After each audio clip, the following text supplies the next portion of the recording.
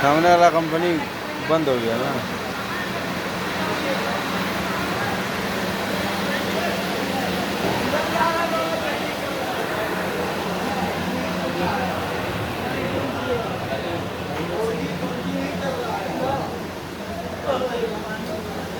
Video बना रहे का? है? वीडियो बना रहे हो? हाँ, बाहर आ गया होगा। तो क्या हुआ? आने दो, उससे कोई डरता है क्या?